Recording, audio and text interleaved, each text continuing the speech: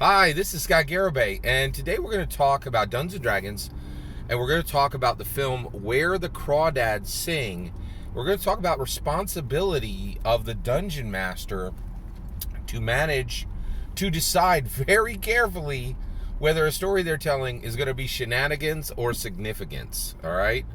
So first of all, spoilers for Where the Crawdad Sings, and I'm talking the big dog spoiler. Like, this movie has at the heart of it is a mystery, and it is at the heart of it is a mystery, and I'm going to spoil that mystery. All right, let's go. I'm going to spoil everything, so just be aware. Spoilers for Where the Crawdads Sing.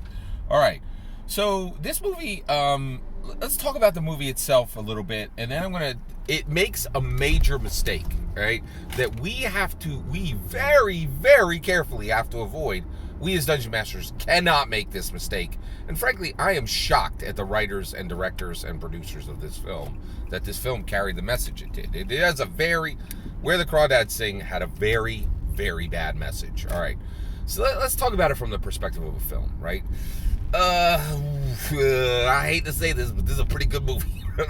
It has a terrible message, but I have to be honest. I sat and I watched the film, and it really actually it's a 4 out of 5 star movie. The only star that gets taken away is the bow chicka wow wow. Like, this. So the movie is about a swamp urchin. It's about a girl who is abandoned by her entire family. Her entire family leaves her in this North Carolina swamp, and by the way, what's this got to do with D&D? Urchins. It's a backstory. It's a official core backstory, right? Like, it is Urchin, and this. So if you want to understand urchins, no, you can't go see this movie, and you're gonna know why, right? Like, by the way, 4 out of 5 star movie. Do not go see this movie, because the message of the movie is horrendous, absolutely horrendous, and it is outrageously irresponsible that anyone told this story. Let's get there.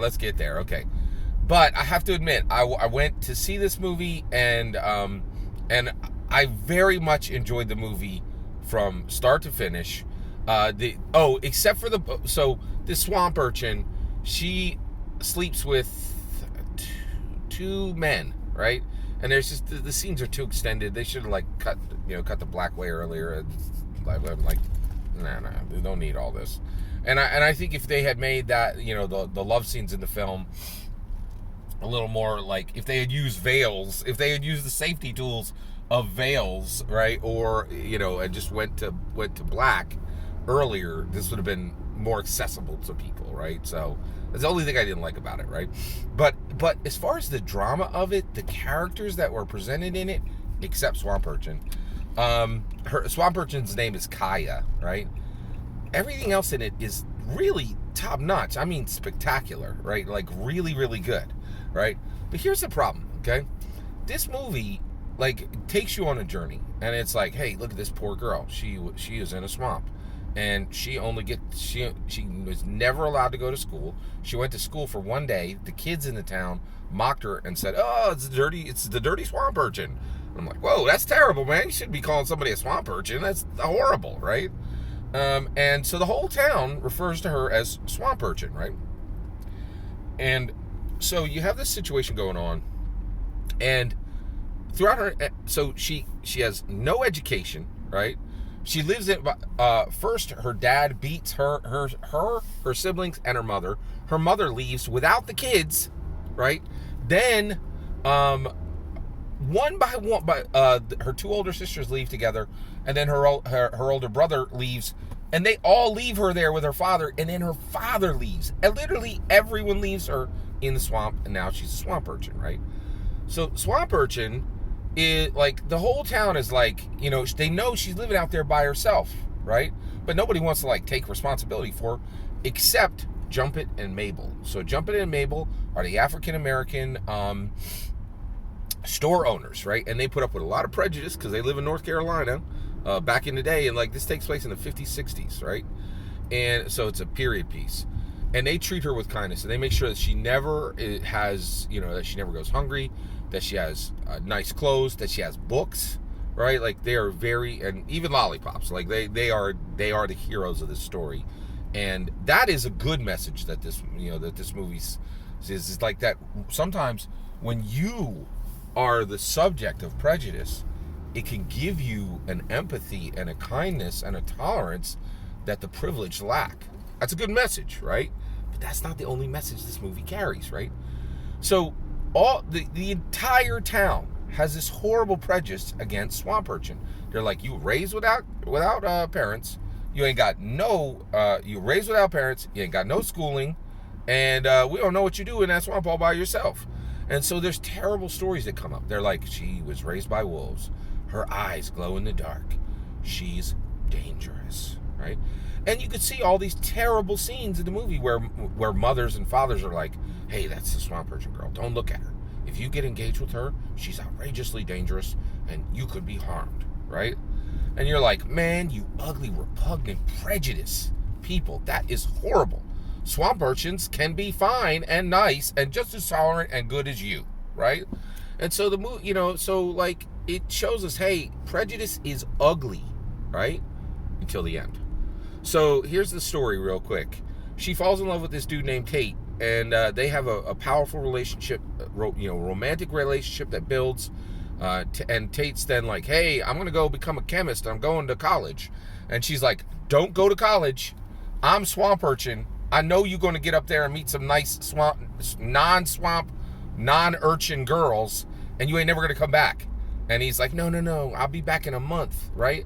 I'm just going to, he goes off to college, and exactly what she said happens. He meets some nice non-swamp, nice non-urchin girls, and he don't even write. Like, he just, graduates and then stays away a couple more years, right? Like, he does her dirty. I'm talking bad, right? Like, really bad. But not the worst.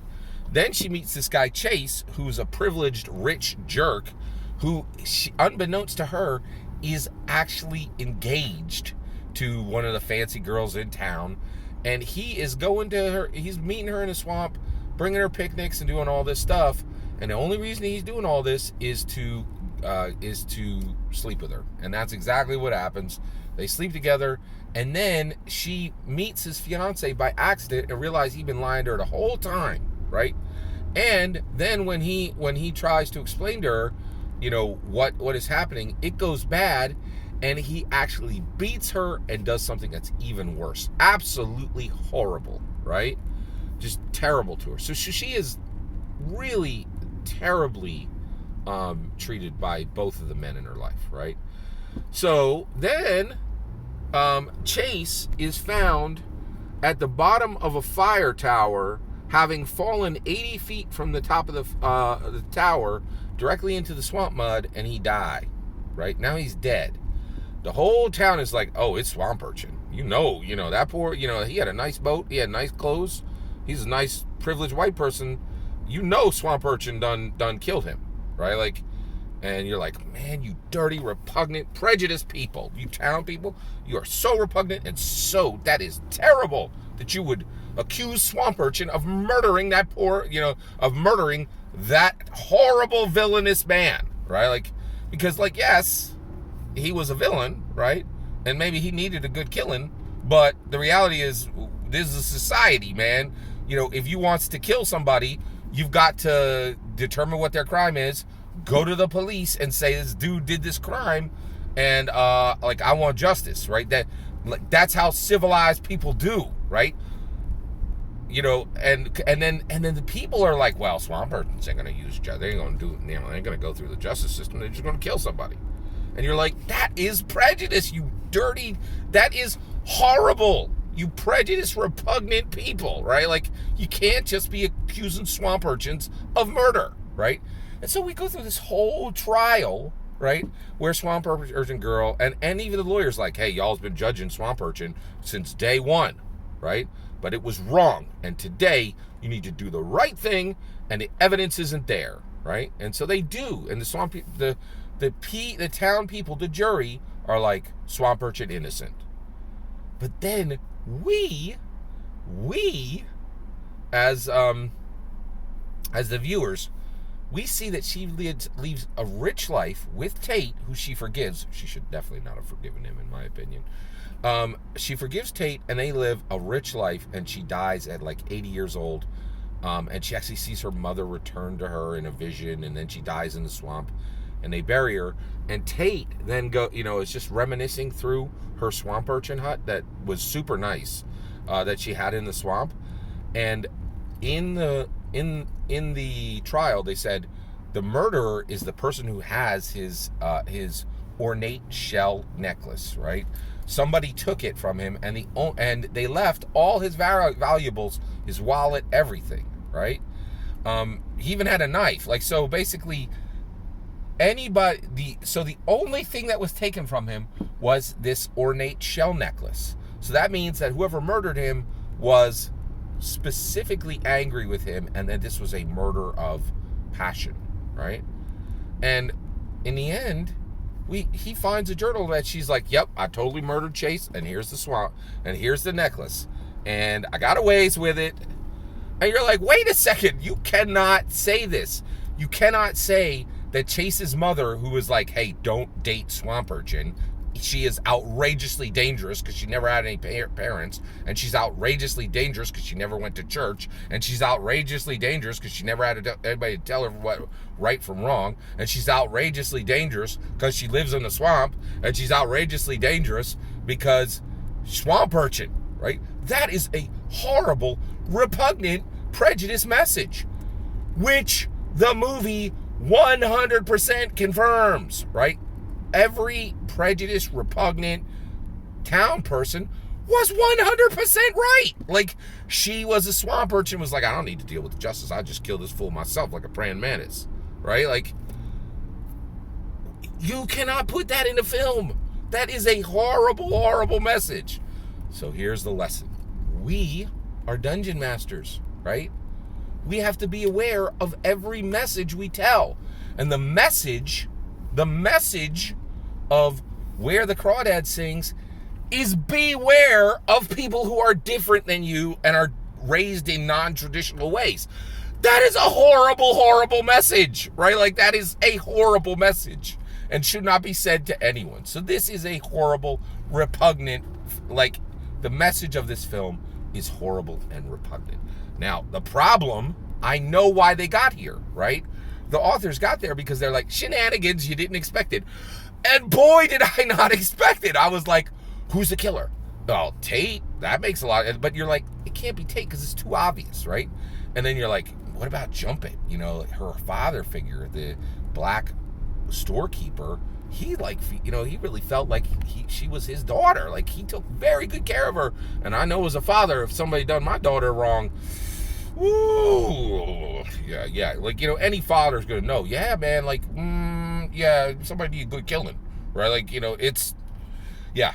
So it could be Jump It, but you're like, Jump It's like a Christian, man. Like, I don't know if that's the right thing to do. Like, you can't really be saying that and putting that down in the film, right? So you're like, I don't know if it could be Jump It. You know, who could this be? And then there's no other good suspects. I'm like, it was like Chase's mom. And you're like, man, that chick got a pedicure yesterday. She ain't murdering somebody. Oh, it can't be. Well, clearly it can't be Chase's mom because the whole thing it's wild, right? So I'm like, could it be Tate's father, right? And I'm going through all this, but they're like, no. Oh, you know, the authors are like, no. If you see a swamp urchin, you best be very careful because swamp urchins will kill a fool, right? Like, they ain't waiting for justice, for the justice system of society, right? And I'm like, you cannot spend the entire movie pointing to the repugnance of prejudice and then confirm the prejudice at the end and say, yes, everyone who ever said stay away from swamp urchin because she's outrageously dangerous was right? Like, that is, you know, that is shenanigans. And it was like, ooh, we got you. And I was like, you did get me. I did not see that coming. But I'm like, stories should have significance. They should uphold what we believe about humanity as the best, not the worst, right? Like, that we can overcome, right? I thought the point of this film was that you could overcome great trials, right? But it's like, no, you're completely subject to all the trials you go through in life. And if you raised without parents and you don't go to school, of course you're going to be a murderer. right? Like, and I'm like, that is a really, really, really bad message, right? And I was just like, I couldn't believe the authors were this outrageously ignorant of the message of their film, right? We don't have that luxury as game masters. We must be specifically aware of the messages that our stories take, and that means we got to manage the math rocks too, and we have to manage what we present. We have to manage what comes in from the players, and we have to manage what comes in from the math rocks.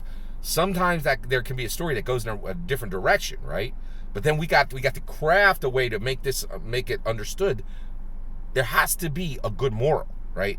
And so we don't have the shenanigans luxury that the producers, the writers, and the director of this film had. I will tell you right now, I think this was outrageously irresponsible to tell this story, personally.